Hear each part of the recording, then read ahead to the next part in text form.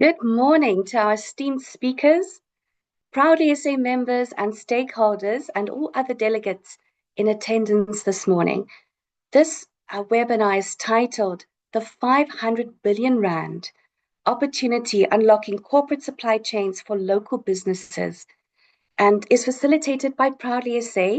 I'm Janine van Straten. I do work at Proudly SA, and my role is head of localization strategies, looking after our stakeholder relations and legal. So today's topic is of particular interest to me because I seek to link our member companies in with the programs, the localization programs of the public sector and the private sector. Cumulatively, the procurement expenditure of both the public and private sector in South Africa is estimated to be valued at over a billion rand a year spent. So a substantial share of this expenditure fails to reach local manufacturers, MSMEs, and of course our Proudly SA members. So what we seek to achieve today will be examining one of the most powerful economic levers available to our country, and that's namely corporate supply chains. When strategically unlocked, transformed, and localized, these supply chains have the potential to stimulate inclusive economic growth, accelerate MSME scale-up, drive industrialization, stimulate job creation, reduce import dependency, and of course, improve BBBEE and environmental, social, and governance, that's ESG outcomes. This high-level dialogue today will unite procurement leaders, policymakers, corporate executives, industrialists, and MSMEs to unpack and address the following. Who benefits from South Africa's multi-billion rand annual procurement spend? What systemic barriers prevent corporates from scaling local procurement? What capitalizes and what capabilities and standards must MSMEs meet to become supply chain ready? And which policy levers and incentives can effectively accelerate localization? We'll also explore how procurement can leverage as a catalyst for transformation and inclusive growth, and what role should enterprise and supplier development play in strengthening local value chains. So we have a lovely group of speakers that have committed their time today to speak to us, to address these opportunities and to see how they can be of assistance to you as businesses. The webinar will run as follows. I'll be introducing speakers for standalone presentations. We ask that if any query pops into your mind, please pop that into the Q&A section of the Zoom so that we can address the queries as we go along. And then time permitting, we'd like to request that the speakers be available for questions and answers directly. If we think we can explore a little bit more, we'll have a live Q&A section at the end of the webinar today. So if all goes well, we'll finish at 12, but we really do look forward to really a jam-packed day, or morning rather, to bring you solutions and answers, and really to get the creative juices flowing in terms of how you can tap into that many billions of rand spend, what's available to you as our Proudly SA members and delegates on the line in terms of how the public and private sectors are procuring. So without further ado, I'd like to introduce you to our CEO, Mr. Eustace Mashimbia, and Eustace will take us through the Proudly SA mandate, looking what our focus areas are, and also to see and link in with the topic of today to see what it is that Proudly SA is doing to obtain commitments and see how we can then assist our members to access that multi-billion rand spend, or multi-billion rand that's available in terms of procurement spend. CEO, over to you. Thank you, Janine. Thank you very much. Good morning to everyone. I appreciate the opportunity to be talking to you about Proudly South African on a day when we are all proudly South African, when we're celebrating what has just been achieved by our senior national football team's achievement this morning. Very proud to be South African. I have been asked to speak to you, so I see the applause, and so everyone is clearly on the same wavelength as me in terms of being in a jovial mood as a result of what our team has achieved. Um, my role this morning is to take you through what our view is in terms of this 500 billion rands that is available. And it could be more. Some argue that it could be more. That is available from a corporate supply chain perspective in the country and how it can be channeled towards supporting local businesses. So to start off the conversation, as I also acknowledge the other panelists, we have an esteemed guests and panelists who are going to help us with this conversation, academia and senior leaders within different spheres of society. So we thank you for joining us this morning to help us unpack and deal with this discussion. We are a buy local campaign as proudly South African, and we are formed on the back of the fact that the country battles three main challenges, and chief amongst which is unemployment, which is the reason why you then have growing inequality, and most concerning is the poverty. These are numbers, in fact, I'm saying unemployment numbers quarter four. These are actually numbers for quarter one, 2026. Unemployment in this country continues to grow. I don't want to spend too much time on that because I only have limited time. But what I want to speak about is the fact that the high unemployment that we continue to see in the country is as a result of imports that continue to flow into the country, which is linked to the conversation we are having. We're saying as a country that has a lot of spend, which is not necessarily all directed towards, businesses that make products in the country, businesses that are doing a lot to contribute to the fiscus and to the tax base. We are seeing the effect of it on employment numbers, on investments that have been put in place that are then lost because, if you look at the furniture industry as a case study that I wanted to utilize for this purpose, to demonstrate my point is the fact that we have 3,500 factories that used to produce furniture in the country in 1999, reduced to 1,100 factories in 2020. And that is as a result of imports, whether legal or illegal imports coming into the country. So it does not necessarily mean that corporates and the public sector in the country are no longer buying furniture. And maybe because we're talking furniture, you can even throw consumers in there. Does not necessarily mean that purchasing decisions in favor of furniture are not being made anymore. The difference is that people are buying without necessarily giving consideration as to where it comes from. And maybe there are some who are still fixated on buying furniture that comes from Italy and boast about it. But the impact thereof is that you had 50,000 people employed in this industry in 1999, 2000 thereabout. But within a 20-year period, half of those jobs were lost. So 25,000 direct jobs were lost. But just like any other industry, the multiplier effect is that if the industry that produces the final product suffers and loses its market share, those within the value chains also lose out because if you think of a furniture item, it contains metal parts, and that comes from the metal industry. So it means businesses in that industry also lose out on an opportunity to remain competitive and operational. To produce a furniture item, you require natural fibers, hides, and skins, which come from the agricultural industry. Those are then converted into textiles and leather, which are in turn used by furniture manufacturers to produce their furniture. So those jobs are also lost in the process. And then there's other jobs in the chemical industry which supplies paints and adhesives, and those who produce the lumber and particle boards also lose out. And then there are other jobs that are lost in logistics and in distribution and in the timber sector. So it's not just jobs that are lost directly by those who manufacture the actual furniture pieces, but it's across the entire supply and value chain in the country. And so when we make purchasing decisions, when corporates make purchasing decisions and they choose to not give preference to products made in South Africa, they're taking away job opportunities from many industries. And the multiplier effect says it's more than the 25,000 jobs that are direct, but there's many other jobs that are lost. And if you think of any economy in the world that is thriving, there's a huge reliance on SMMEs or MSMEs as they are known.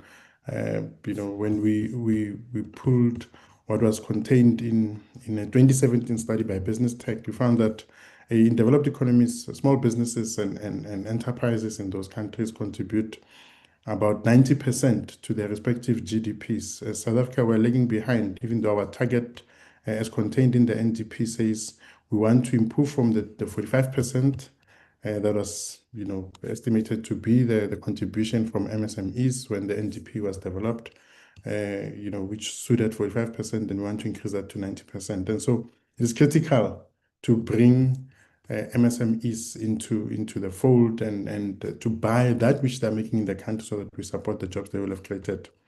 One of the tried and tested solutions proven all over the world, and I have a slide, later on that gives you a sense of what I'm talking about, is entrepreneurship backed by localization, and by localization we mean local procurement. And so what we plead for as proudly South African with corporates in the country is for them to support the creation of jobs by buying locally made products. And if you look at the slide, I mean, jobs are created by those who start businesses, as a response to the gaps that they will have identified, because entrepreneurship is really about identifying a gap and providing a solution for it, a real-time solution for it, and being innovative in the process. So those who are able to be innovative and start those businesses, they then employ locals, and those local businesses then support local value chains, as per my example that I gave, utilizing the furniture industry as an example. And as a result of support from locals, whether it's local corporates or local, by consumers, or as well as the public sector, you then see many more jobs created as a result of increased production and increased demand. They are then in a position not only to retain the jobs that they will have created, but can create new job opportunities. And what it does is that it improves the standard of living of those who are employed in those businesses, takes away some of the social ills that we continue to battle, the poverty that I spoke about when I started my presentation. And in most instances, you are able to break generational challenges and create generational wealth in those businesses, as well as in those entities that supply the raw materials, etc., to the businesses that are part of that entire value and supply chain. So this phenomenon, which is what I want to talk about, is the fact that it's not unique to South Africa. We're not the only country that has a buy local campaign. We see in developed economies like Australia, in fact, when Proudly South African first opened its doors, the model adopted at the time was that from Australia, the Australian-made campaign is what we looked at. And over time, we've seen that there's other campaigns in the UK. It's called Keep It Local UK, in the Philippines. And across the African continent, we are seeing a lot of buy local campaigns being central to the macroeconomic strategies and policies of those countries.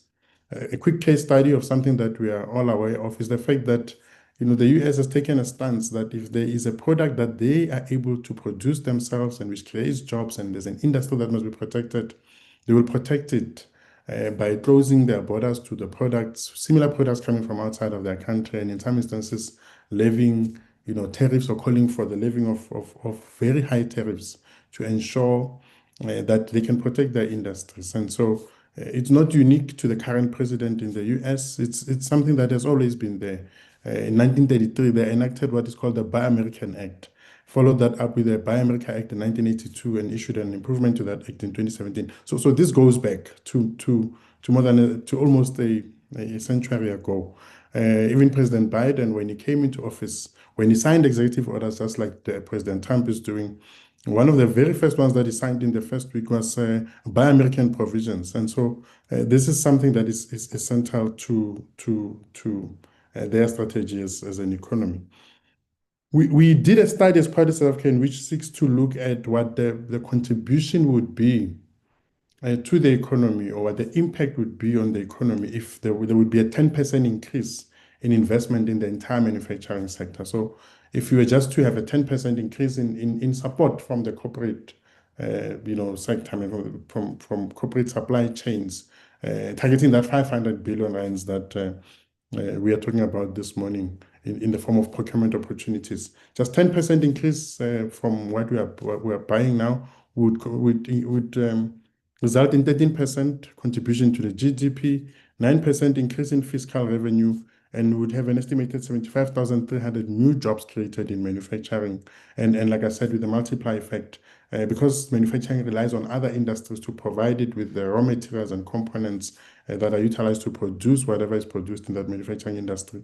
You would have 11,500 jobs in mining, 10,100 jobs in the agricultural industry, with an overall contribution of 8% in increase in employment creation. So imagine if that 10% became 20% and 30% and 40%, we would definitely be able to see a dent being made to this huge unemployment problem that we have as a country. And so our mandate as Policy African is quite straightforward, is that if there's anyone making a purchasing decision out there, we want them to choose locally made products and to buy local. We target buying that happens in the public sector. We target buying that happens in the private sector, which is what we're talking about today. We encourage the general public to choose locally made products when they buy and for them to understand the economic impact of their purchasing decisions. And last, as Policy African, we have a responsibility to ensure that those who want to heed our call to buy local are able to find those locally made products with ease. And we have come up with many ways in which we are able to do that. And in the last couple of minutes that I have, I'm going to touch a bit on that. So every time you come across a product that carries the proudly South African logo, you can rest assured that the product is indeed made in South Africa. There's 4 key criteria that companies that affiliate with us have to comply with. And the first one is that local content. It says the product is made in South Africa, and as best as possible, the value chains and the supply chains are coming from South Africa in the form of raw materials and components that are sourced in South Africa by those who produce the product. Secondly, the products are of a high quality nature, and the companies that produce those products or render those services comply with the labor legislation of the country, and in the course of doing business, they help us preserve the environment and reduce the carbon footprint. When we focus on our work as Proudly South African, our focus is on access to markets. People who do business in the country, when you think of the ecosystem, they want access to funding, to information, to ways in which they can improve their productivity, ways in which they can comply with statutory obligations. And the most critical thing, though, is access to markets. And so whether you're a new company with a new product, you're a new entrant, or you're introducing a new range of products, or even as a transformed entity, because we know that some of the battles include being trusted by the private sector. As a company that comes in, the buyers might not necessarily know whether they can trust you or not if they because they've never bought from you and might be a small company. So that's where the Proudly South African affiliation gives you a sense of trust and provide some sort of assurance to those that are meant to buy from you, because they know you've gone through a vetting process and there's someone in the form of Proudly South that can vouch for you. So I just quickly, in the interest of time, introduce you to the online store. Proudly SA has launched an online store. It's called Shop Proudly SA. It is an online store that allows both consumers and businesses to buy products made in South Africa. There's B2C and B2B capability on the online store. As a member of Proudly South African, you're able to list your products on there. It's a wide range of products. There's an intention over the next couple of weeks, once we sort out our issues with customs, to then start using this platform for export purposes. So even those sitting outside of the country who want to buy products made in South Africa will be able to utilize this platform to buy locally. So the private sector can never say they don't know where to find the products, because there's B2B capability on the online store, and members of Proudly South can list on there for free, and we don't charge you anything to list on there. What we've done in the private sector is we've also gone out and looked for commitments. We've asked the private sector, targeting this 500 billion rands. We've said, and this is just examples, the banks, going back to my furniture example, we've said to the banks, where is your furniture coming from? And some of the banks have made that commitment when we started this exercise in 2018.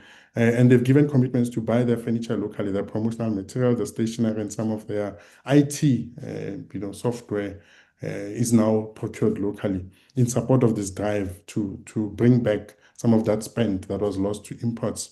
Same as the privately owned schools, the private hospitals with medical equipment, medical devices, pharmaceutical products. We've asked the automotive manufacturers on the back of a master plan in this country to buy their components and machinery and uniform locally. We've asked retailers. Some of you have consumer-facing products, and the online store might not be enough because your product needs physical presence on retail shops. We've asked them to give additional shelf space to locally made products so that we can claw back some of that spend and some of that market share that has been lost to imports. And then lastly, manufacturers are asked to look at raw materials and their packaging and some of the stuff they utilize to make their products and source them locally. In order to give effect to this, we've introduced a tool, a matchmaking tool. It's known as the Market Access Platform. And in essence, what it is that you are able to register on there as a buyer, and this is the QR code for anyone who is a buyer out there who wants to support the buy local movement. You can click there, you register as a buyer. What you will find are members of Proudly South African who have said to us they want to do business with the private sector, because some come in and say they have consumer-facing products. They're not necessarily interested in registering on MAP. But those who have said they want to register on MAP, we register all our members on MAP who want to be registered on there. And what we do is we market the platform to buyers. Buyers utilize this platform to find suppliers. So going back to my example of the banks, a procurement decision maker for a bank will go onto MAP, do a search to say, I want to buy office furniture for a branch that we're opening in Bloemfontein, and they will then be able to do a search and find a supplier that has been vetted by Proudly South African who's sitting in that part of the world.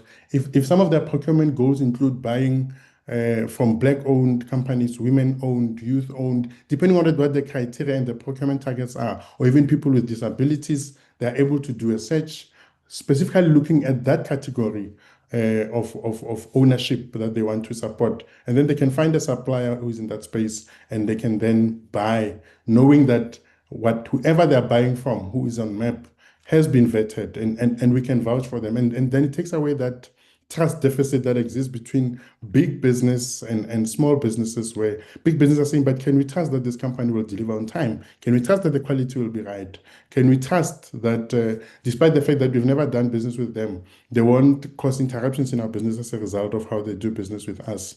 And then I don't want to spend too much time on some of our access to market platforms. There are many ways in which we support businesses. We have a matchmaking program where we match our members with some of the companies that we engage with as Proudly South African, where through the Buy Local Expo or through the Wine Expo. We have many ways in which we take companies that affiliate with us and we match them with specific companies that they are looking for.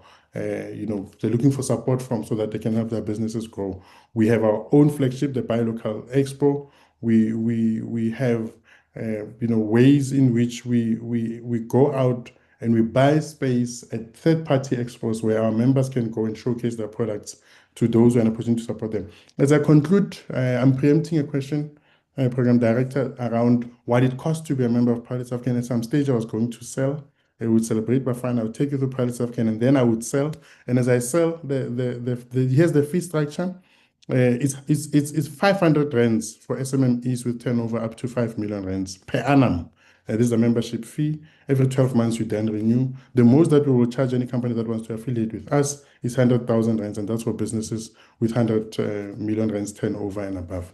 So that's my presentation. Thank you very much for the opportunity given to me. I hope I've given you a sense of how, even as a small business, because that 500 billion rands, as much as we're saying we're targeting corporate supply chain budgets, even as SMMEs, you can support each other and buy from each other, and just make sure that the business next to you also is able to keep their doors open, and they can retain the jobs they've created and create new job opportunities. Thank you very much. Thank you so much to the CEO of Proudly South African, Mr. Eustace Mashimbia. CEO, I would like to give those on the call today an assurance that corporates are interested to localize. They are looking at ways to find local equivalents. They are looking at ways to localize their supply chain. So we've personally spoken to banks, autos, hospitals, schools, and manufacturers. So I know that there is hope out there. So we're quite excited to be working with those industries and specific companies within the banks, autos, hospitals, schools, and manufacturers that are localizing. And I think the key takeaway is that there is a platform available. So we would like to encourage Proudly SA members to enlist on the market access platform. If you're not yet a member of Proudly South African, you can join us. List on the market access platform. We've got about over 200 buyers on the market access platform from the private sector, but we are going to be looking at targeting more companies. And I almost want to say nothing stops us from maybe getting 10,000 buyers on the market access platform so that any commitment may be realized and that we have a tangible platform to showcase the local heroes, the locally vetted, locally manufactured, and local service provider companies that are members. So without further ado, I'd like to introduce you to our next speaker. It's His Excellency Professor Dr. Ambassador Tel Edgars, and he's the Group Executive Chairman from GBSH Consult Group. Ambassador, thank you so much for joining us today. And you are going to be looking at the future opportunities that are available in South Africa. So I've got a note here saying that you'll touch on the green economy, digital services, manufacturing, the African Continental Free Trade Area, as well as tech-enabled services. So we're looking at the next billion rand industries in our country. Ambassador, over to you. Thank you very much, Janine, and thank you to Proudly South African for putting together this particular engagement. I want to extend the morning wishes to everybody who's on call, the delegates. And just to set the conversation up is perhaps to reflect on what Eustace has said, and in part that everything that we're trying to achieve is in the sense of Proudly South African. So I'm going to just share my screen real quickly so that we are all on the same page. Please excuse me for that. And that should be okay. I hope it is visible now. So I'd like for us to take a mental note and to extend this to everybody else, that perhaps one of the greatest things we are looking at is that to build Proudly South African, we must first of all reflect on what are the measurable behavioral patterns that we see in South Africa. And I will extend that into looking at the urgency that we have as South Africa at a crossroads. So we have spoken about the unemployment rate, that, the youth aged 15 to 24 years, 25 to 34 years, and we are seeing that 42.2 million individuals in the working age population, 21 million, 49.7% were aged 15 to 34 years. When you look at that, and with the NDP 2030 targets, it means 11 million new jobs need to be created, because to then get to the required GDP growth of 5.4% per annum, it means we need to expand our economy by 2.7%, 2.7 times by 2030. What does that mean in terms of opportunity? Africa in itself will have 2.5 billion people by 2050, which is a massive market opportunity for anybody who's in business. But be that as it may, the first thing is to underpin the backdrop of our national development plan. Now, South Africa, and I've done a very quick comparative development framework here, is that it bears unique advantages, but we must start to execute with the agility of our peers. You can see that Africa is progressing in only 3 of 51 SDG targets. We are regressing in 8 of them. We are stagnating in 40 of them. A lot of growth is within East Africa, between Kenya, Rwanda, Ethiopia, Tanzania. They're showing stronger momentum, and South Africa, of course, is lagging here. So when we start talking about jobs in the informal sector, in terms of dominance and formal job creation, if we look at green economy, Morocco, Kenya, and Egypt are leaders in that renewable space. In terms of digital innovation, again, Rwanda, Kenya, Nigeria, and Egypt are continental forerunners. Now, why does South Africa stand out? What is it that we have specifically that makes us a very unique hub in terms of key strategic levers? So if you notice towards the extreme left, you will see why our NDP 2030 stands out across Africa. We have a comprehensive long-term vision. We have got our industrial base and minerals beneficiation, advanced infrastructure and capabilities. We've got a gateway role which can connect 1.3 billion consumers with the Africa Free Trade. We've got strong financial and Africa's financial hub. Our just energy transition leadership for the Ray PPP plus green hydrogen, which has taken off. We can unlock Africa's economic potential. Our banking sector is by far the most mature you can see in Africa. And we've got partnerships and active citizenry in order for us to create collaborative growth. What's the job creation potential if we were to estimate direct jobs created by 2035? I have noted down the 4 key areas of growth, which is the green economy and hydrogen, digital services, advanced manufacturing, and the Africa Free Trade. Our projected GDP contribution of key sectors in terms of billion, and I wanted to correct this, 1 trillion rand is only within public sector, not even 1 billion. That is a massive opportunity. If you were to add private sector on top, then of course we're talking to the north of bigger numbers than that. So our strategic levers would then be infrastructure and institutions, our industrial base, our financial sector maturity, and our green transition.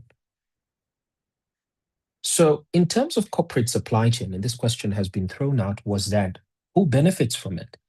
If you are to look actively towards the right, you will notice that we do have our supply chain analytics market sizes, and you can see from 2.60 trillion and 1.6 trillion, which is used by the public sector.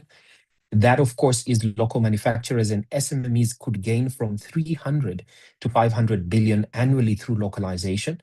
The evidence of that is public procurement today stands alone at 1 trillion per year. Private sector can significantly add to that. However, the majority of benefits flow to large corporations and international suppliers. So local SMMEs are only capturing 30% or less of public procurement according to the DTIC estimates. What are the systemic barriers? The figure to the right shows you our lost market share, which was in small businesses, community and social services. Our gained market share and largely was in construction. Of course, if we start talking around the irregular expenditure and where we have lost within fiscus, only 25% of corporates have met meaningful local content targets. So there is definitely a huge barrier for SMMEs in regards of gaining market share, especially within large procurement contracts. And that is often because imported suppliers or preferences given to large-scale corporations. We are going to figure out why. And in the next figure, you will note that key procurement statistics that I've leveraged across different businesses. MTN spent about 33.4 billion on Black-owned SMMEs in 2024. That was up from 7.1 billion in 2019. Shoprite recorded about 18.4 billion rand with Black women-owned suppliers. That is 8.4% of their total procurement. The broader trend is that private sector is shifting from compliance to strategic supplier diversity. If you look at their B-BBEE ESG element, they are trying to average 75% of targets. But that being said, is what do corporates look for? And that has been a bigger cry from SMMEs to then question, why are we not able to meet or become supply chain ready?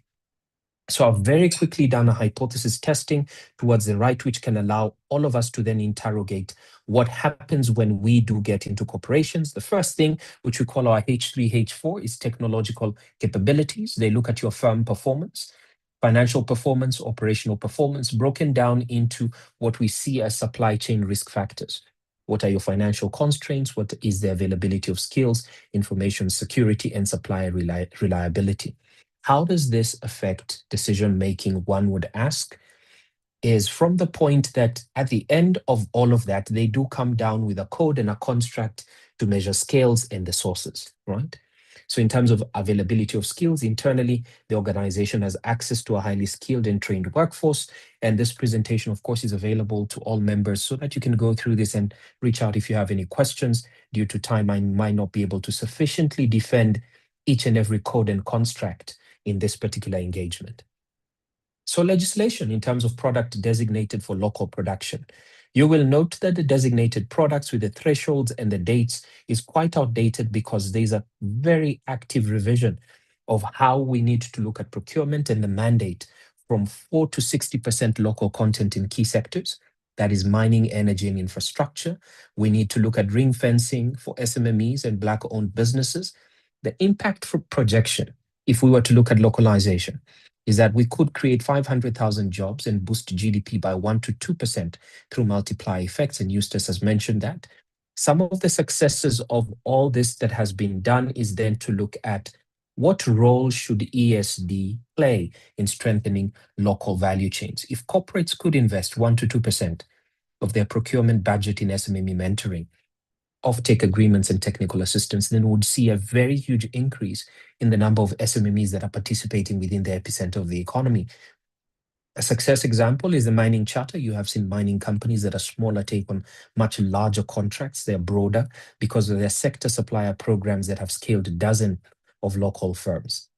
So the energy then becomes the first area that has got huge capabilities. We have got 500,000 tons of green hydrogen, which is to be then estimated by 2030. Our major Ray PPP investments that are driving growth, and they have attracted at around 200 billion rand in private investment. We've got significant SADC export potential through export corridors, just as well the Namibia partnership.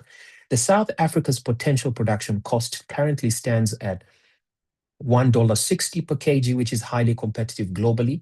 Now, if we were to measure the case studies of how this is possible, you can look at Evander Solar in South Africa. The solar plant has saved 41 million rand annually. Morocco Noor Complex, it's the world's largest solar plant. Major jobs, export success is there. Our Ray PPP South Africa, where we are delivering billions in investment and thousands of jobs, and the green hydrogen pilot South Africa and Namibia, which has got an emerging export opportunity of 500,000 tons by 2030. In terms of digital services, there's a 91 Rand billion opportunity here in terms of fintech and banking, growing tech talent, the free trade and cybersecurity and cloud exports. Of course, this can be, it's estimated at 91 billion by 2035. South Africa's advantage is that we are a very mature financial sector, plus we've got very huge fintech strength. If we were to create a benchmark and look at Kenya's M-Pesa, which has got about 20 plus million users, 40% GDP impact, which shows the scale possible, that would mean that we can be able to transform a similar scale if we were to look at what has happened previously with Time Bank, which achieved 611 revenue growth between 2020 2023 financial year, which is proof that fintech scalability in South Africa can definitely happen and is one of the major opportunities that we have. Then we've got the advanced manufacturing and beneficiation. There's a massive regional demand that we can be able to tap into. There's a high value beneficiation for minerals, and that of course opens up to value added manufactured products for South Africa. We can move raw mineral exports to processed high value products. I'm talking battery materials, advanced metals. There's also green manufacturing edge for us in terms of sustainable and green manufactured products and job creation. If you were to look at some of the case studies that I've noted down, is BMW, the Roslyn plant, which is automotive, Aspen Pharmacare in terms of pharmaceuticals, and Sibanye Stillwater in terms of downstream processing of battery minerals, which is lithium and nickel. But that's not to say that that is entirely just done on its own. There is the free trade and the SADC regional integration. And if you're to look at the most valuable and strongest South African brands, 2026, South Africa takes a very high position with 50.9 billion from MTN all the way down to the 10th in terms of Savannah. So South Africa is definitely most industrialized and financially mature. There's a clear opportunity for South Africa to become the preferred entry point for global companies. However, with our industrial capacity, financial services, infrastructure, if the focus is on localization, our export services and platforms across the region would be able to build regional value chains instead of competing only on raw materials. So definitely there is positioning for South Africa in terms of localization that can then bring up our participation in terms of the GDP. All things considered, what would be the outcomes for all of this? Green hydrogen, I have noted down what it is currently in 2026, standing at 25 to 30 billion. Our 2030 projection would be 120 to 180 billion. And if you go all the way down to the digital platform, advanced manufacturing and Africa free trade, so total combined by 2030 projections will be 900 billion if we were to be very conservative in terms of the opportunities that we can take advantage of. However, key caveats do exist here. The first would be, what would be the speed of policy implementation? How fast can we get these things over the line? The second is infrastructure delivery in terms of energy, ports, and digital. And the third, of course, is private sector investment response and the global demand for green hydrogen and critical minerals. A bigger question for most SMMEs that have always come to me and they've said, listen, one of the biggest problems we're having is finance. I have then put together the funds that are accessible to SMMEs. You have the Transformation Fund, which stands at 100 billion Rand over 5 years. That's a 20 billion Rand target per year. You've got the Black Business Supplier Development Program, which is up to 1 million Rand. The ongoing applications are there. You have the SEDFA Township and Rural Entrepreneurship Program, which has up to 1 million Rand per business, including 100,000 Rand in grants and a loan, the NYDA grant program, the National Empowerment Fund, the Technology Innovation Agency, and the Industrial Development Corporation. This is to say that As much as we look at the opportunity to localize, then SMMEs are also responsible in terms of accessing finance in the places and the departments that currently exist with that. Our policy roadmap in terms of what needs to happen. We have to accelerate our green hydrogen project approvals and infrastructure. We have to fast track digital infrastructure and data center investment. We have to strengthen local content requirements, specifically the ones that are linked to the Africa Free Trade Continental requirements, and of course, a dedicated financing instrument for SMMEs in the target areas where we have high growth. So what are the recommendations for proudly South African businesses in terms of a value continuum? Would be the first is to partner, form consortiums and partnerships that can help you scale faster, invest in skills aligned to future industries. You have tech, you have green skills, you have advanced manufacturing, digitize aggressively, and explore the free trade-enabled digital exports. And green, position yourself for the green hydrogen opportunities that are definitely available for you. That is all to say, as I encapsulate that and pass it on to the next speaker, that the position is there to localize. Much of it is down to how much do we know and how much do we do with that we know. Thank you very much. Ambassador, thank you so much for your contribution. I'm just stumped. I'm making notes as you've presented. There's so much to take in. And just to say thank you so much for your time and also for offering to share the presentation. We already had a Q&A a note there from one of our delegates requesting the information. So we'll be sure to forward that on. But thank you for looking at and exploring the challenges, but the opportunities that are available. I think that is immense. And then, of course, the recommendations that you have shared, looking at partnering, investment, digitize, and of course, going green. And there's so much. I'm sure we'll be having an offline with you soon. But thank you for your time today. It's much appreciated. So I know we're running out of time. Janine. Thank you very much, Ambassador. I am going to introduce the next speaker now. And so we looked at opportunities in the private sector. So Ambassador did say 1 trillion rand in the public sector spend. And if you then add the private sector, that amount is just unfathomable, I think, in terms of what we've worked with in terms of business here locally. And it just shows that one is often limited by the little that we know that is available.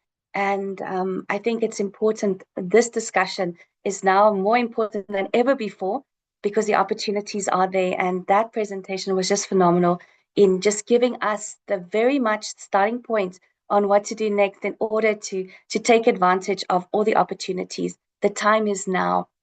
Then I'd like to hand over then to our next speaker, Mr. Simon Mutsutsi, sorry, sir, I might have butchered your name, the Deputy Director of the City of Joburg, looking at Social Development Food Resilience Unit. Thank you, sir, for joining. It's lovely to have you online. And your topic today is the rands behind the opportunity. So your focus is on local agro processing and also what the City of Joburg is doing in terms of your procurement spend in that space. And a little bit has told me that you're doing phenomenal work in this space. So we're looking forward to handing over to you to share with us your programs and your mandates and also how we can work with you to uplift other companies specifically in this space and to amplify the work that you're doing. Thank you, sir. Over to you. Thank you very much, Janine. Good morning, distinguished guests, partners, and colleagues.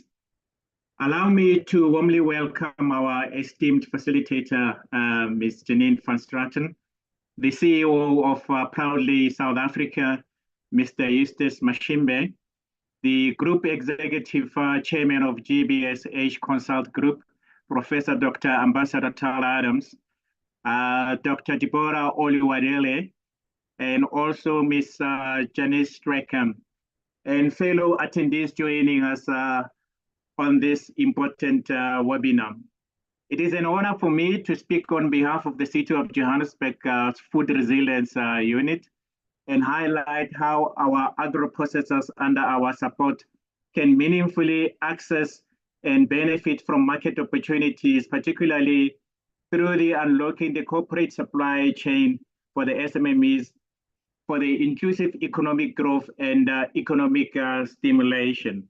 I think the CEO has highlighted what they do as Proudly SA, of which we stand ready as well to ensure that our agro-processors actually benefit from their offerings. In terms of positioning agro-processing as a growth engine, the Social Development Food Resilience Unit has strategically introduced agro-processing as a secondary activity to address one of the most critical challenges in the food system, which is actually post-harvest loss. We have a primary activity, which is urban agriculture, where we have a number of farming operations across the city. And we also have 2 large farms, one in the south of Joburg, which is 740 hectares. The other one is in the north of Joburg, which is 38 hectares, where we have actually put urban agricultural farmers on those specific farms. They are producing a variety of produce. So from that experience, we realized that there was a challenge with some of the products after they have actually harvested. Hence, we then introduced agro-processing as a secondary activity.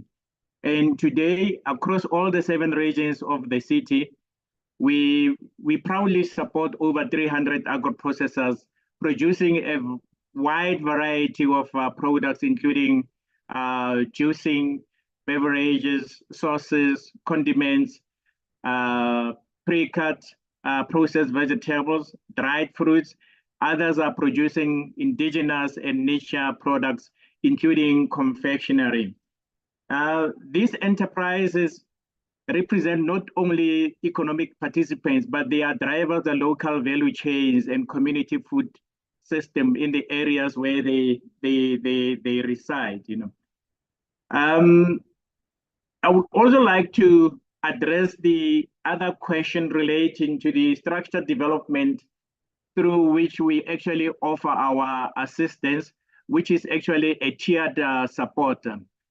From these 300 agro-processors that we have, we ensure targeted and impactful support, whereby our agro-processors are categorized into 3 tiers. We have the entry tier, whereby it's individuals who are interested in agro-processing. They are onboarded onto our ecosystem through registration, database inclusion, and also the communication platform that we utilize. Then we have the developing agro-processors. Those ones are businesses that are actually existing, and they have a product that require enhancement in terms of labeling, sealing, so as they can actually meet the market standards. Then the third one is actually our top tier one, which is the market-ready agro-processors. Those are the ones who are compliant enterprises with professional packaging and barcoding on their products. Their products have been tested. They have shelf life, and there's also nutritional life. And they also have the Proudly SA endorsement label on their packaging. And in most cases, this tier is the ones whose products are actually retail, and they're actually for retail markets and formal and also informal markets in the township. This structured approach assists in enabling us to move enterprises from informality, to competitiveness in terms of their operation. The support that we provide to our agro-processors is that ourselves as a unit, we provide what we call end-to-end interventions, which include accredited and non-accredited training, technical assistance where possible. We also assist our agro-processors with development of bankable business plans. We then link them to various funding partners, such as your CIFA, your NYDA, DTI, and other blended finances that are out there in the market. We assist them by collaboration and also support with the Provincial Department of Agriculture and Rural Development, where our agro-processing, where we actually align to the provincial agro-processing master plan strategy. We provide also what we call development support, where we facilitate compliance through our sister department, which is the Environmental Health Department. And the good part there is that our MMC, she's responsible for both departments, both social and health. So we assist our agro-processors through the facilitation of the certificate of acceptability to ensure compliance. We also assist with the HACCP compliance, the ISO standards, and we guide our agro-processors with regard to the regulations 638 governing the food production. Our focus in the next financial year is that from this cohort of 300 agro-processors, we have 100 of them whose products are actually market ready, and their products will be undergoing micro shelf life and nutritional information testing to ensure that their products are actually competitive in the market. And in some instances, we find that they may have actually clinched a deal with one of the suppliers, or maybe one of the caterers that they need to supply, but then the people would actually want to find out if maybe they have a certificate of acceptability, or if maybe their products are actually tested. So we want to ensure that we assist them with in that regard. In terms of unlocking the market access and value chain, is that a major pillar of our work is market access. And what we have done in the past is that we have been hosting what we call regional markets to ensure that we take these products, to members of the community, so as they can know that the people who are producing these products reside in their communities. So we have held a number of market shows in all the 7 regions from time to time. And through a partnership that we recently have with some malls in Soweto, they have given us the go-ahead to host free community farmers, in their parking lots, where it is as a means of them contributing back to the community. And during this market, what happens is that we will bring our agro-processors, will also bring our farmers to come and sell a variety of products where members of the community are actually having access to fresh vegetables or maybe agro-processed products. And that enables them to reach those products, within a short radius, instead of them committing to various destinations to buy. And that assists with direct sales opportunities for agro-processors. And it is also affordable, nutritious, and access for the communities in terms of reaching these markets. And what we have realized is that that initiative also strengthened local circular economy. And most of our agro-processors, some of them have actually progressed from being major suppliers of some retail franchise stores such as Pick n Pay, Spar, Boxer, and Food Lovers. And we have picked up that these chain stores that I have mentioned, especially the franchise ones, they are not that much stringent when they, especially with their requirements, for our agro-processors to supply them.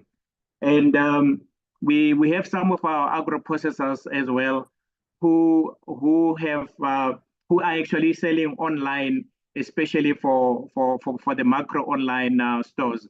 And I like what the CEO has indicated with regard to the online store that they have created, which can also benefit for our agro-processors.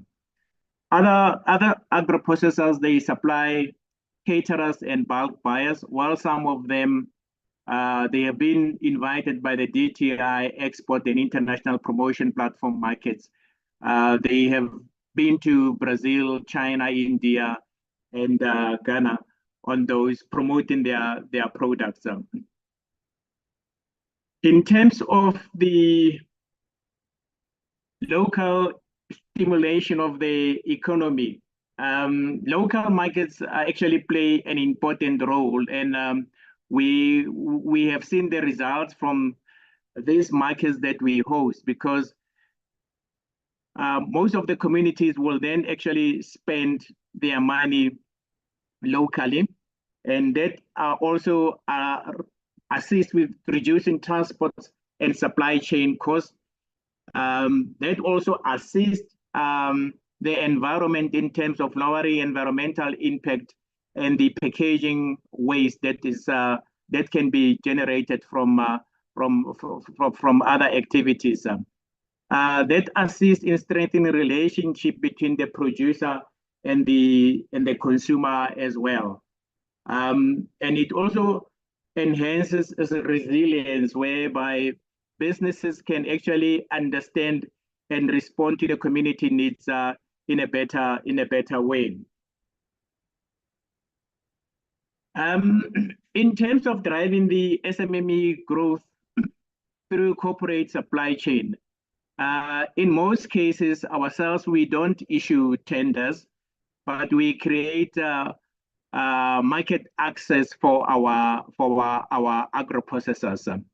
So this opportunity can also be unlocked through preferential procurement focus on local SMMEs.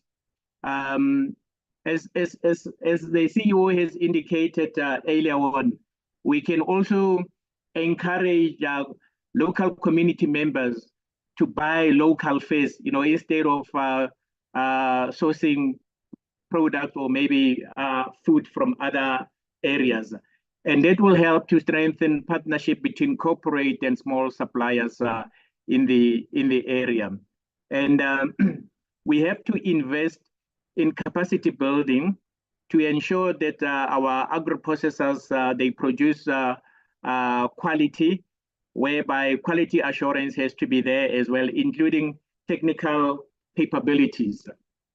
In terms of improving demand, I would say by improving demand visibility and integrating SMMEs into corporate ecosystem, we can accelerate these enterprises to grow and ensure that there is that inclusive participation in the mainstream economy.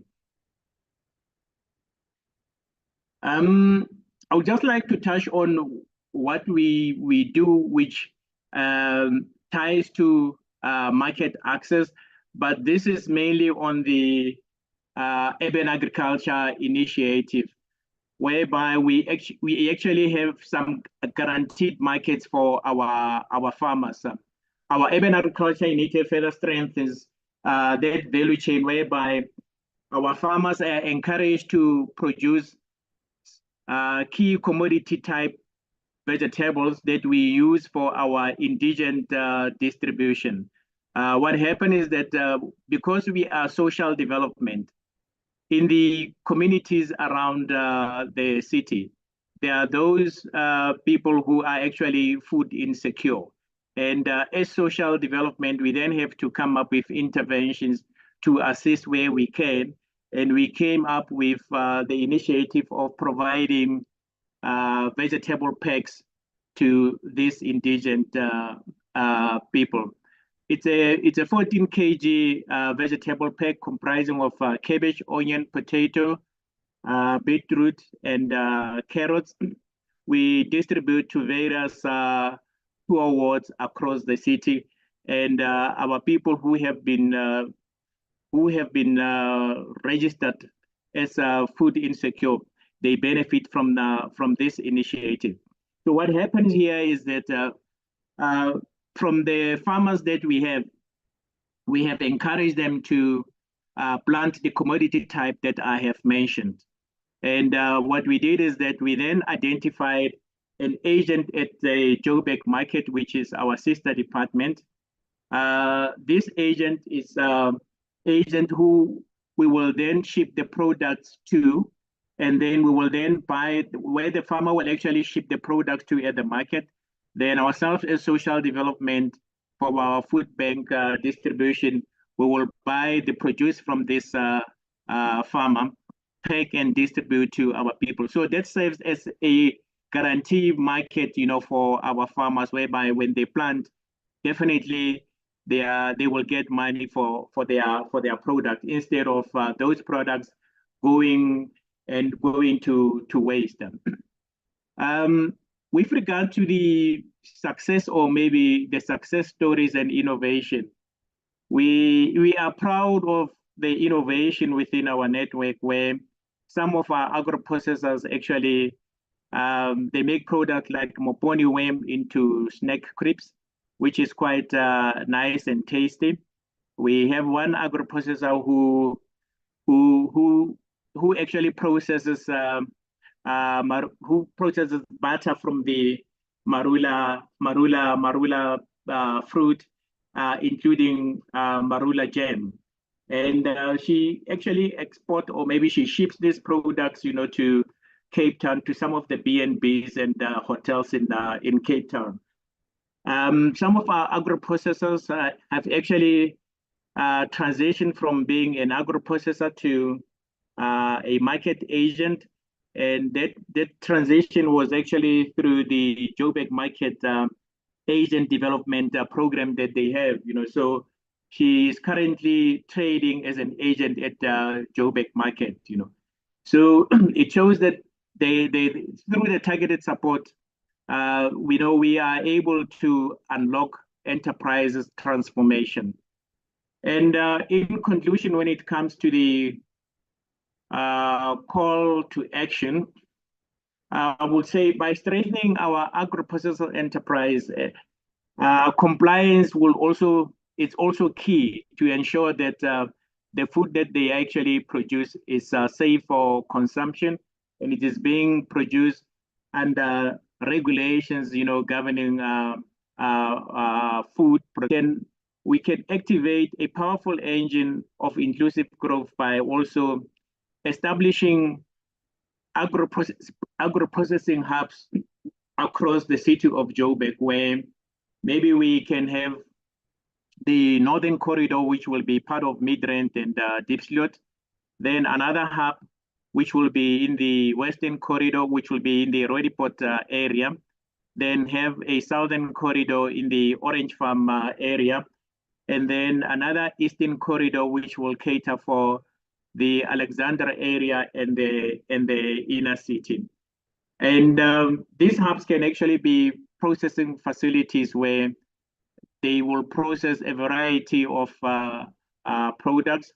There would also be cold storage and logistics, and quality assurance being also at the top of our mind, to ensure that there is compliance in those specific places.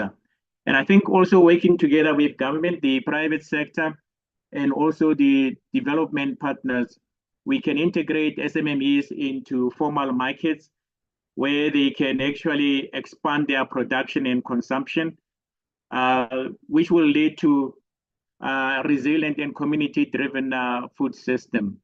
And the 500 billion opportunity that the CEO spoke about earlier on, I think it's not just a figure, it is a gateway to transforming livelihoods through empowering entrepreneurs and accelerating South Africa's economic growth. Thank you. Thank you. Mr. Motsusi, thank you so much for your presentation today. We've been getting a lot of comments saying, "Where's the PowerPoint?" So I just covered for you. But I would like to ask, do you have any details if anybody on the call would like to work with you to take you up on the programs that you're involved in, and so that you can assist them further? Do you have any contact details to share with us today, so that those on the call can contact you, those on the Yes. webinar rather? Thank you very much, and pardon me. I do have a presentation, and when the request came through, I was in a tight corner because I've got other two meetings that I have to attend, and the whole of yesterday I was busy with something. But I can share what we do through my contact at Proudly SA, and as a food resilience unit, we are actually glad, and we welcome anybody who can actually who's willing to work with us, to assist in dealing with the scourge of unemployment in our communities by coming up with these initiatives that we are doing, And just to respond also to that is that some of our farmers and some of our agro-processors, they have actually, I would say, they have graduated from being beneficiaries of the vegetable packs that I mentioned earlier on to be where they are today. And some of them, when they harvest and also when they process, they do employ seasonal people, or maybe temporary staff to assist them. But we want to scale this up whereby that can lead to sustainable businesses leading to permanent employment creation. Thank you. Thank you so much, sir. And is there a way for us, or delegates, to contact you? Can you share with us? Yes, my contact numbers are 068 056 8963. Will you just repeat that for us, if you don't mind? 068 056 8963. Thank you so much. Thank you. And just to thank you, sir, for your time today.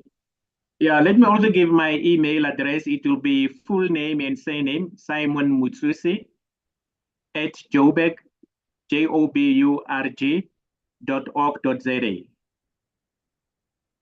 Brilliant. Brilliant. Thank you very, very much for your contribution today. It's always good to touch base with the city of Joburg. I know the footprint is large that you're covering. So thank you very much for your contribution. Thank you. I'd like to introduce, and maybe just before I introduce our next speaker, I do see a lot of requests for presentations. Rest assured, everybody registered today via the Zoom platform. We do have your email addresses. We'll be sending all available presentations to you following our session today. And then please, we are answering questions in the chat box. Please feel free to pose your questions to us today. And I'll ask that the speakers come back or be available for questions at the end of the session today. And we on to the next topic. So the next the next speaker is Dr. Deborah Uluwadele, and Doctor will be speaking about artificial intelligence and business opportunities in the local economy. And Dr. Uluwadele, apologies, Doctor, is from the University of Pretoria, specifically African Institute of Data Science and African Intelligence, or Artificial Intelligence. I am so pro-African now at the moment. Thank you so much. I know artificial intelligence is a scary concept, but also one filled with opportunities. And as we sort of at the cusp of its booming in our country, I think it's going to be important to hear what you have to say today and to really make it work for us. Because you don't know what you don't know. And somehow artificial intelligence is really filling that gap. So we'd love to have to hear from you today and make that connection between AI and business opportunities in the local economy. Dr., over to you. Thank you so much, Jenny. That was a warm welcome. Good morning, everyone. It's such a privilege to be here and a honor. I just want to acknowledge all the speakers. It's been really mind-blowing, to just understand all of the work going behind the scene. When I buy things and I see proudly South African, I'm like, yeah, Mzansi for sure. You just think like, wow, you don't know what goes behind the scene to put all of that together. And I'm so grateful that I get to understand, what has been put into the effort that has been put into making sure that a product is, purely South African. I am so grateful. I also want to appreciate Prof. Edgars for that very insightful presentation. Please let me know if you can see my presentation slide, not just the slide. Yes, we can. We can see the slide and you. Yes. Okay, Thank you so awesome. much. There's a whole lot to say, but I won't be able to cover all that I want to share in 15 minutes. So I have the slides just for us to have something to focus on, but I'm going to be engaging in conversations. Hopefully, my intention is to make artificial intelligence as easy to understand as possible. I don't want to talk about jargons. I don't want to talk about models. I don't want to talk about algorithms. I just want to talk about artificial intelligence in the easiest way that all SMMEs represented on this forum can understand. So already we're talking about businesses. I want to say that entrepreneurship is the future of South Africa, is the future of Africa, is the future of the world. So everyone that has a business right now is holding the future of South Africa in their hands. And why do I say so? I come from an academic background where we prepare students to become functional members of the society by being able to get a job. But even right now, we're moving in academia from preparing students to be able to get a job. We're moving into preparing students to be able to create a job. And how do students create a job? But by identifying opportunities in the economy, identifying problems, opportunities that they can build a solution around and begin to deliver the solution in a way that brings value to all of the stakeholders, both the consumers, the people who do the work, who now get employed. Instead of also looking for employment, they get employed under this entrepreneur. So entrepreneurship is the future of the world, is the future of South Africa. Now, as entrepreneurs, most people on this platform already have businesses that they do, right? And when we talk about artificial intelligence, it's easy to think about the JSA listed companies and think, oh, that is for Investec. Oh, that is for Pick and Pay. It's not for me, because what do I have? What do I know about artificial intelligence? I just want you to understand that artificial intelligence just means the intelligence of machines. Human beings are generally perceived to be intelligent. And because we have emotions, we have memory, we can make decisions, we can recall, we can remember, and we can act based on facts that we have. And when we talk about artificial intelligence, we mean we are now computing, we're making computers, we are making them behave like human, like you and I.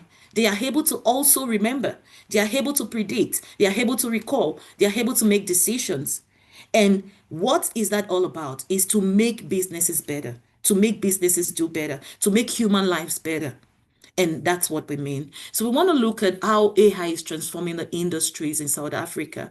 And I'm going to share, I have shared the slides with the host of this program. You would have access to it. I'll just touch upon it slightly. And when I touch upon this, even though I might be using case studies, South African case studies of big cups, I want you to be able to bring that down to yourself and say, okay, this is where I find myself. What is the opportunity?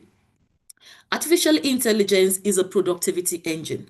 It means that, all of the tasks that you perform in your company that are repetitive, like you have to employ someone to come. If you have a restaurant, someone has to take orders, and they take orders every day. They take numerous orders every day, right? And you pay them. We can automate those processes. We can take it away from humans and make machines do that. so that your customers relate with machines. And you might ask, but we have high unemployment rates.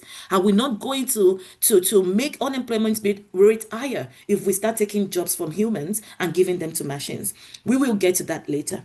But before we get to that, I want you to know that AI is not just taking jobs, because there is an AI will take your jobs, especially when you go to social media. Hey, AI will take your jobs. AI cannot take our jobs. In fact, if AI can take my job as a mom, wake up and make breakfast, pack lunches, clean up for my children, other things that I do as a mom, iron, do laundry, I want AI to take those jobs. Really, I do really want AI to take those jobs. But AI is not going to just take jobs. AI is not taking anyone's job. It's creating new ways of doing what we used to do before. It's doing it better. As it's creating new ways of doing jobs, yeah, it's going to eliminate some roles, but it is also creating some roles. So it's creating job and it's creating economic growth. So we don't have to worry about AI taking jobs right now. We're looking at what can be done with AI. Precision agriculture, it means that before, if you have a small farm where you plant cabbage and all of that, you might add, you need human being to check up on those plants to make sure that they are watered. Right now, you can use drones technology. The drones collect, it take pictures, it brings the data together, information that it takes, it analyzes it and tells you this is how your crops are doing. And you might think that is not for me, because where do I get the money for drones? Prof. Edgar's already spoke about all of the fundings that we have that helps you or support you to achieve all of these feats. What about the retail and township commerce transformation, where your local spazas? We have ShopRite, for example, that ShopRite use AI to enable demand forecasting to know, as Deborah, what is my behavioral pattern? When you get that card from ShopRite and they say, where is your, what do you call that card from Checkers? Where is your Checkers card? From Woolies. Woolies also has their card that you swipe. What is that doing? It's analyzing your buying pattern, how you buy things, the things that you need. And because of that, we can target this customer and say, Deborah eats a lot of eggs. Actually, she buys 4 crates of eggs every month. If we can give her specials on eggs because we know that is what she needs. Or she buy diapers. That means when she has a baby at home. Let's bring a combo of diapers and milk and all of that. And that is it. In your home context, I want you to begin to also conceptualize, how can AI help me in precision, in aerobics, in my retail, my small spaza shop. As an informal trader, I can use AI, I can use my WhatsApp group and build something over it, put artificial intelligence over it. Now, we have health innovations and access. Remember that up until few years ago before COVID, telemedicine or medical consultation, if you need a doctor, you would have to go to the hospital and see a doctor by yourself. But now we have technologies where you can use your phone. So many of you, your medical aid provider, they already have that functionality. Discam also has that, where you can teleconsult, means see a doctor on phone, and the doctor writes the prescription for you, and you now go to Discam, or even some pharmacies, they actually deliver the medication. That is using artificial intelligence to actually replace the way things are done before in medicine. And new business models. When we talk about new business models, that just means new ways of doing business. It means that now you can do things differently. Let's think about Uber. Uber came a couple of years ago. Remember that before Uber, if you had to go anywhere and you needed a taxi, what would you do? We had that big book of truth, the yellow pages, massive. Every home had that, right? And you would open the yellow pages, you would go to taxis around you, and then you would call a taxi over phone. Someone actually automated the act of calling a taxi. Right. And now you can call a taxi, you can relate, you can see where I'm at, that is what we call new business model, new ways of doing business. The question that I'm asking you right now is, you are the subject matter expert. You have been running this business for years. You have been doing things, you know your pain points. When we say pain points, we mean the things that you are not happy about. Maybe your employees keep calling in for sick leave because now they know that the government, you can make babies anytime you want. Every year they take maternity leave, but it's okay, but maybe it's impacting your business negatively. What are your pain points? Those are the opportunities for you to automate, to do things differently, and to bring artificial intelligence into the picture. Right. And these are practical applications for SMEs or SMMEs and entrepreneurs. Customer service. How do you take care of your customers? Do you even know your customers? Do they come and go? Do you have a WhatsApp group for your customers? So many SMMEs have WhatsApp groups now for their customers. What do you do with that data that you get? Or how do you use that? AI-powered marketing and content creation. Right now when you go on social media, you see people dancing. I love those babies that dance and they sing after a very long day before I go to bed. I just love to, see those things. But you can see that you're able to create content. People look like you, but they are not you. You can engage. And you can ask yourself, where do I get that capability? I'm not a tech-savvy person. You can learn. You can even contract this out to consultancies who are going to help you to achieve this feat. You can do sales forecasting, inventory management, financial management and fraud detection, business intelligence and decision support. All of those things are big names, and the big companies understand this. But for you, you can see the big benefit. For you, what are the key benefits? It's on the orange side. And what are the use cases? When you think about those use cases, I want you to always insert yourself to say, okay, I am a retailer and this is what I do. I am a restaurant. I'm an online seller. I'm a fashion retailer. How do you use artificial intelligence to service your customers?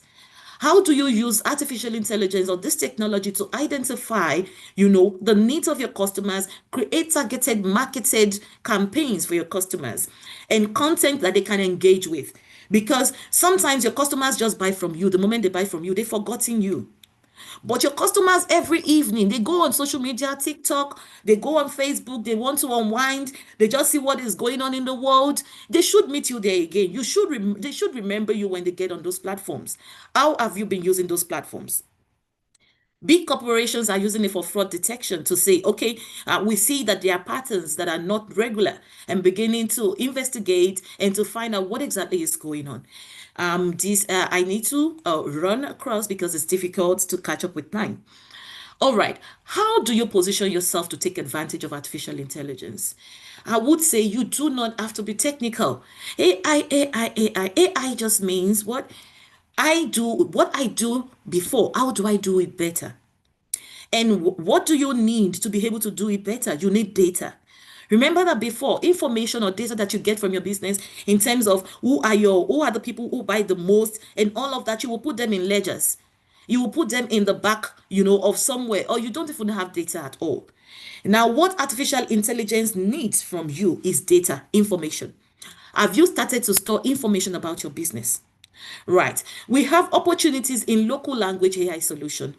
Most people here on this platform would say maybe in the past week you've used ChatGPT, because ChatGPT is now everybody's best friend. In fact, I say ChatGPT is Dr. GPT. Before you go to see your doctor, you want to Google your symptoms. No, not even Google anymore. You ChatGPT it or Dr. GPT. You ask GPT so that you have the information to ask your doctors. Right. But you have to speak in English. So we are being left behind in South Africa because the local languages represented by people in the informal areas are not captured or are not being used by these models. Those bring in opportunities for us.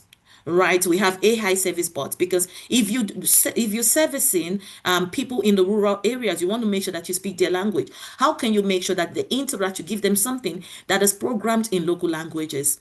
And it doesn't mean you have to use consultants. You also, as a small business owner, this is the 5 billion, 500 billion, that money is so big. When I think about that money, I put it on my WhatsApp status. I said, I'm speaking in billions now, but let's think about this big pie that exists. What do you bring to the table? Can you write a proposal to ChatGPT and say, you know what, I want to be to help you to make sure that Zulu is represented, that you can translate, whatever needs of customer in Zulu and you can engage with people or users in Zulu language. These are opportunities. Supply chains and logistic optimization is also, how do you predict delay? You run out of stock and you have to wait for the supplier. How do you have more than one suppliers? And you can actually make sure that you are not the one phoning. That can be automated. AI-powered informal and township economy. We have data that talks about how much money is generated in the informal economy. And so many people are waiting, and that is passing them by. Now, in terms of conceptualizing and being part of this opportunity, is understanding the processes on the net. When we talk about processes, we mean the tasks and activities that are happening. How is this person doing business? And comparing it with maybe other even developed countries.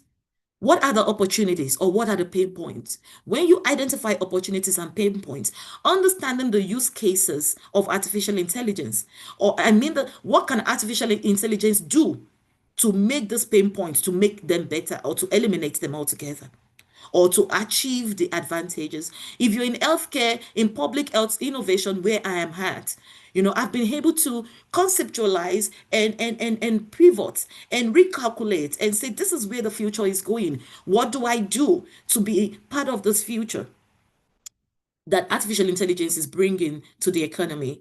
Skills development and AI workforce enablement. Some of you are technical already. Some of you are not even technical, but you have partnership. You can create partnership with training institutes, with the University of Pretoria, with other universities in South Africa to say, you know what, can you put together a course? A training course in artificial intelligence. And it is not in algorithms or the technicality of it, but basically in the use case. Use case means, what can artificial intelligence do for you? How can you leverage artificial intelligence in your business? When you have that understanding, that is good enough, because whatever you need to do, there are organizations that can help you to get to where you need to get to. I'm rounding up. Talking about AI, how AI complements human capability for inclusive economic development. It means artificial intelligence by itself is nothing. The future of economic growth is not AI versus human. We are not competing. It is helping humans to do more. Artificial intelligence is there to help us to do more, to reach further and create greater value. So let us stop thinking or perceiving artificial intelligence as that robot who is here to take your job. Right? It enhances productivity. It doesn't replace it. It expands access to services. Before, like I said, the example of Uber. Let's think about the example of now old age is coming, Airbnb. Right. Think about Airbnb. A couple of years before now, there wasn't anything called Airbnb. If you wanted to travel, you needed to book a B&B, not Airbnb, or a hotel. But think about it now, you have access just on a device, to all of the hotels around you, even in other countries. You can book, you can plan, the power is now in your hands. You have more access, and that is what artificial intelligence does. So the question I'm posing to you is, how can you use artificial intelligence to reach people beyond your immediate location? Are you thinking about that already? If you're not thinking about it, you're wrong, and you're not positioning yourself to be part of this great financial boom that we're talking about. It creates new jobs and new industries. Think about Airbnb. Think about Uber. People had cars and they would just park their cars at home. Now, an average person with good criminal records and good valid driver's license is able to wake up and have a job because of these new business models. Think about it. One thing I also want you to understand is something that is called the platform economy, which you might be seeing playing out, but you do not understand what it is, or you are not able to define it. It is this thing of like creating a platform. For example, Facebook, where Facebook creates a platform for anyone to create content and upload their content, and content creator and consumer come together to meet one another. Right? Are you leveraging these platforms? Are you thinking about your business not just as you providing the service, but now creating a platform to connect service providers together?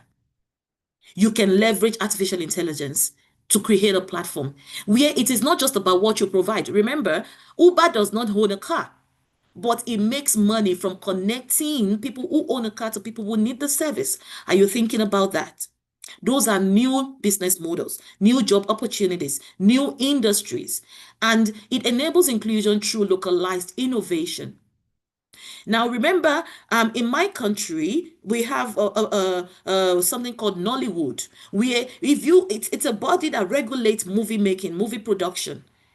And they were so tough, and it was like a cult.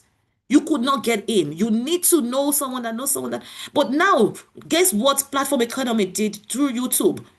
If you go to YouTube, you would see brand new, interesting movies on, because giving a platform to these movie makers made it so that it democratized movie making. So that if you have the skills and the talent and the abilities, all you need is just to do it. You have a platform that connects you to people who need what you have. Think about that. Inclusion, true localized innovation. Now there is power in the hand of the people. Power is in your hand. The question is, what are you going to do with this power that you have? Are you going to still compete against technology, or are you going to align and look at how you can use this technology to make the best of what you have already?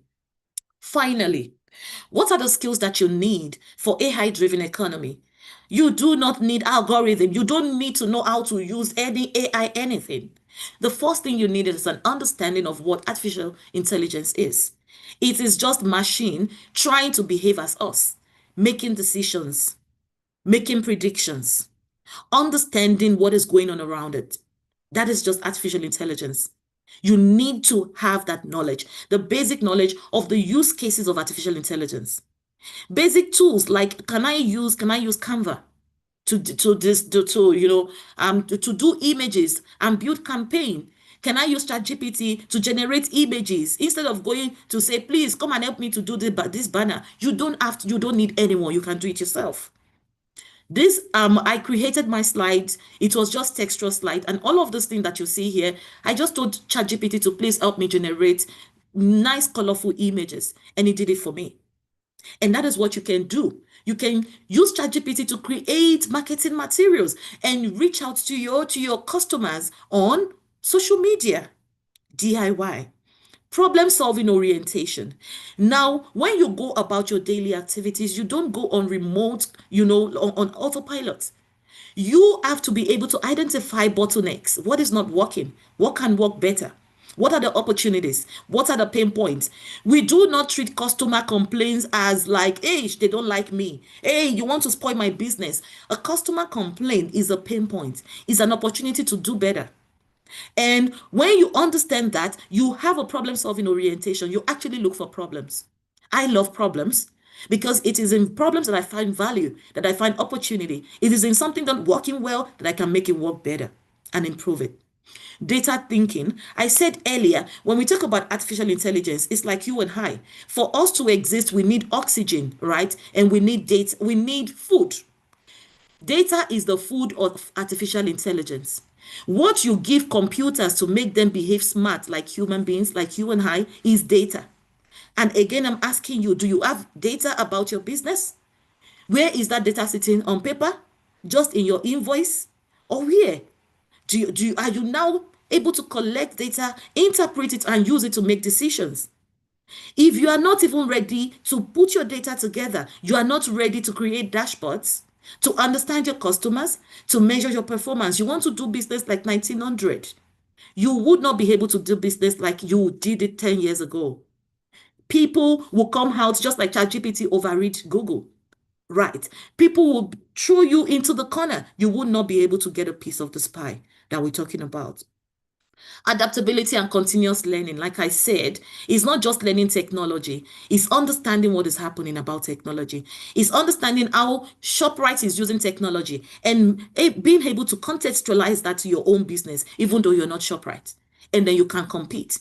Are you selling eggs? Are you delivering eggs? You still want people to phone you and call you for eggs? Or do you want to be reactive or proactive? Or you are the one taking business to them that they can actually reach you? Or you can even say, I'm sending eggs, and do you want to be automated? Talk to the right people, read about it, keep on learning. And you need human-centered skills. Again, technology is not about technology, it's about the people. Without the people, technology is meaningless. So artificial intelligence doesn't have a place in our society if there are not people to use it. The success in the AI-driven economy requires technical awareness and human capability. And those who are able to combine this will be positioned to thrive and be able to get a piece of the pie. So I'm going to leave you with these questions. Are you ready to compete in the world of artificial intelligence? Do you still see artificial intelligence as, hey, these things, it is not these things. These are tools that are there to serve you, just like your phone. Imagine if you say, I don't use phone. Imagine if you still go to phone booth to throw a coin into a phone booth in 2026. We have left you behind. Right. Please do not be left behind. For you to be able to achieve, to be able to compete, to be relevant in this economy that we're talking about, you need to understand technology. And you don't need to use the technology by yourself. But when you understand your business, you understand the possibility of artificial intelligence, you're able to get people who can develop this technology for you. And you can contribute, you can compete, you can partake and benefit from this 500 billion economy that we're talking about. Thank you so much. My name is Deborah. I'm from the Department of Informatics. I'm a fellow at the African Institute of Data Science and Artificial Intelligence. My passion is to create 200 clinical innovators. I mean, turning doctors into entrepreneurs. They cannot just be, seeing you. I want them to be able to use technology to understand problems in their practices. And based on that problem, create tools, create, new standard operating procedures that help them to be a business owner, to have startups, employ people, and not just look for jobs. And if you want to contact me, you can find me on LinkedIn. That is my email. And I think I have my official phone number. Thank you so much, and enjoy the rest of the presentation today. Deborah, thank you very, very much. It was a beautiful gap, I think, that you filled this morning in terms of the fear around AI. So just to summarize, the skills and mindset for an AI-driven economy is AI literacy, problem-solving orientation, data thinking, adaptability, and continuous learning, which I think our entrepreneurs are always doing, which I really commend them for, and then human-centered skill. I think, yes, thank you very much for that. Thank you, Jen. Grateful, Thank you for providing. I do see, a lot of requests for your email address. So brilliant. I'll put it in the chat. Thank you so much. I would appreciate that. Thank you very much. And in the interest of time, I'm going to be moving along. I do see there are some questions that I think would be good for us to address after our last speaker. So please do stay. Don't leave us just as yet. I think you'll enjoy the responses there. So I'd like to introduce you now to Janice Schechter, founder and owner of Kasi Connect. Janice is a long-standing friend of Proudly South African, an amazing lady, and we look forward to hearing from her today. And the topic is, so it's Kasi Connect, I think that gives it away, but it's the support of informal sectors and emerging market businesses to connect to customers and suppliers. And I know there's a lot of interesting projects that you're working on. You've already roped us in, so thank you very, very much for that. But really excited to hear from you today, Janice. Over to you. Fantastic. Thank you so much, Janine. And thank you to all the previous speakers. Really is quite an honor to follow you. Eustace, as always, Prof, Dr. Deborah, and Simon. So I'm going to jump in. I know that time is limited, and hopefully I can stick to my allotted time. So I renamed my deck Rerouting the Detour Economy. And if we look at township entrepreneurs, our Kasipreneurs, really harnessing the opportunity that is manufacture, we really have to focus on what Janine mentioned right up front, systemic change. And that's what this is about. So why do I call it the detour economy? So in order for the township to grow, and I promise you this will lead to how we think of enhancing local manufacture capacity. But at the moment, we have an LM 1.25, a roundabout, LM being the local multiplier. In other words, the amount of times money bounces in the kasi before it leaves. And we need to be targeting an LM3. So what does this look like? So for an LM 1.25, 100 Rand enters. Maybe it's a grant, maybe it's a salary, and it's cashed out locally. In other words, the 100 Rand is physically in the township. The 100 Rand is spent at a spaza. If it's a fully South African resident, locally owned spaza, there's a chance that that is a local bounce, but we know that, and we're in the midst of some challenges around foreign ownership. But then there's an immediate leak. And I talk about programs, and Prof mentioned these programs, the TREP program, and I think the Spaza Shop program were mentioned. I don't believe these are optimally designed for the township, because if 40,000 Rand is made available to a Spaza to stock up, why can part of that not have to bounce inside the township, but immediately it leaves the township? That 40,000 Rand for stock goes out as quickly as it comes in, and it's not designed to support local manufacture. So a circular economy looks like bounce one, the 100 Rand enters, bounce two, and maybe the money is spent with on a kasi product. The kasi manufacturer spends it with a local grower, and the local grower maybe spends it with a local agronomist for fertilizers, etc. That's what bounces look like. So why it's the detour economy is because a lot of money is coming in and going straight out. Money comes in, and let's say someone with their Rand walks into the Cosmo City Mall, the money immediately leaves the township. That is not, there are no kasipreneurs there. They are franchises owned by other people.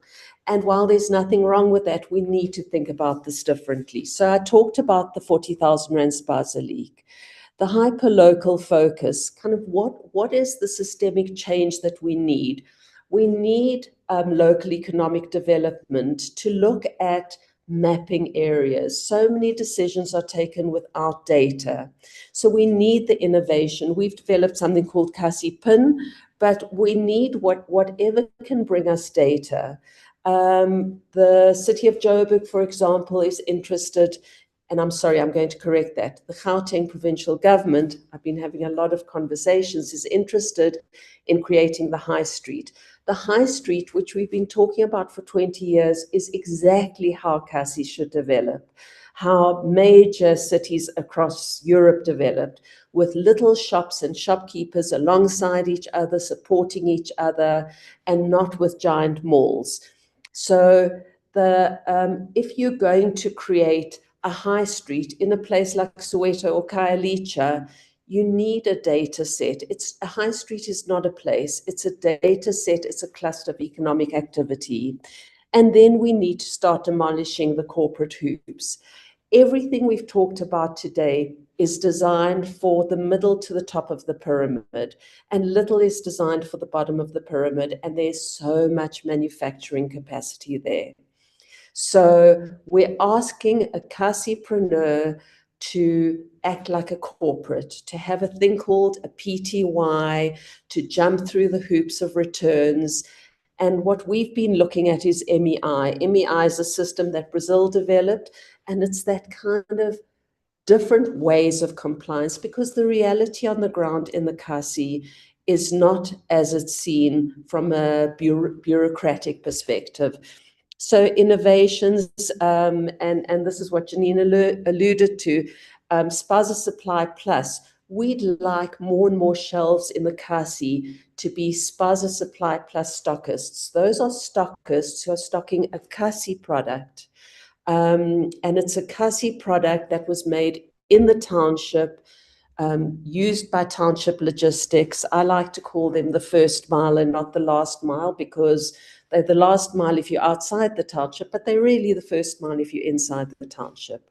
Let's look at how we start mapping areas, and let's start thinking about how we create what is a compliant CASI business. It's not a PTY, as I said. So what we've looked at is we're starting to look at the concept of a trade node. So if we looked at an industrial hub, for example, that was communal, that operated 24/7, that CASIpreneurs could go in and out of with booked space, but that provided some kind of, and what we call plug-and-play production infrastructure is compliance as a service. So they go in, the kitchen is compliant.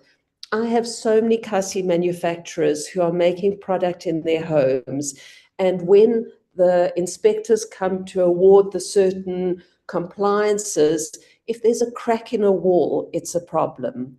The compliance journey is so difficult. And again, I'm saying bottom of the pyramid, very little is designed for them.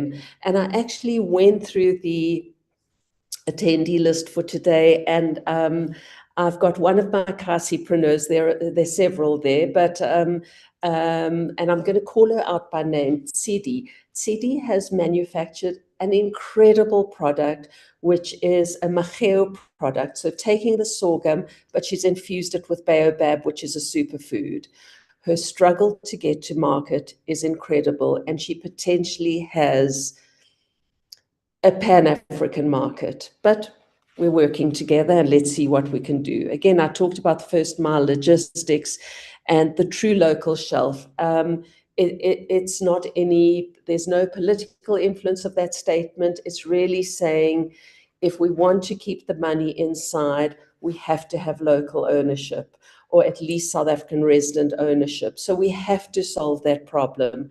We're currently looking at a scenario where 70% upwards, and even being quoted to be 80 to 90% of spazas in the CASI are not locally owned. So we have to look at the CASI in an innovative way.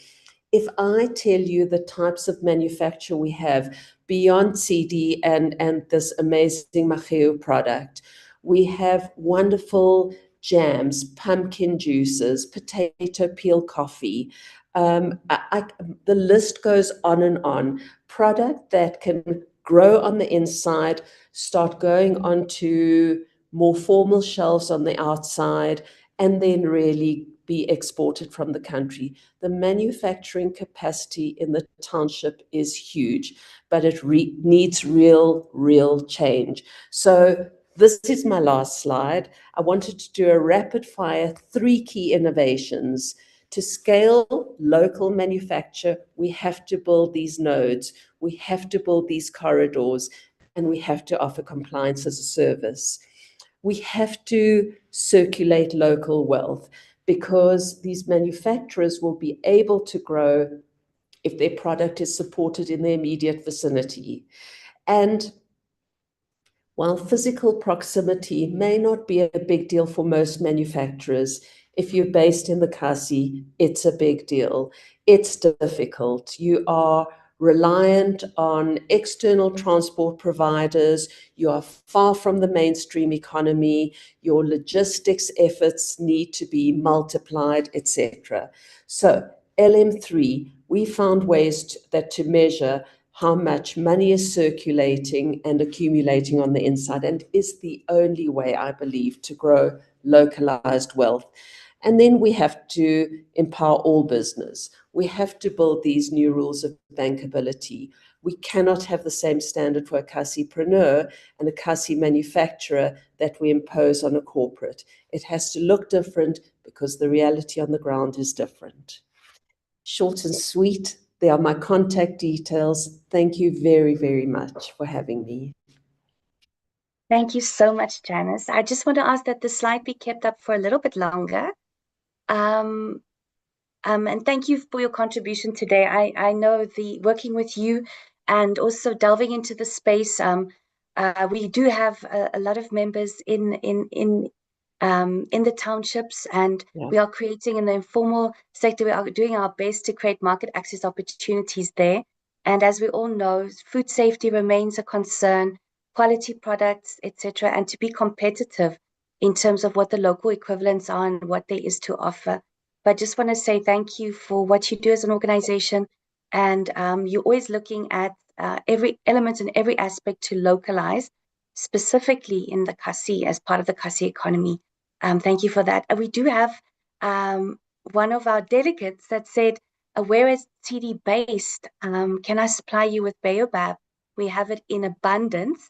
And there is a contact detail there. Janice, can I leave that one to you to record? It's in the Q&A. Yes, Brilliant. I will do that's that. a wonderful connection.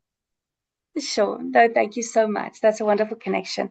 There's also another comment here. I love what you are saying, Janice, on MEI. That is definitely my line of work too. So thank you for that, Julissa. Thank you. Janice, thanks for your time today. And that was Janice Schechter, founder and owner of Kasi Connect. And the opportunities are just plentyfold.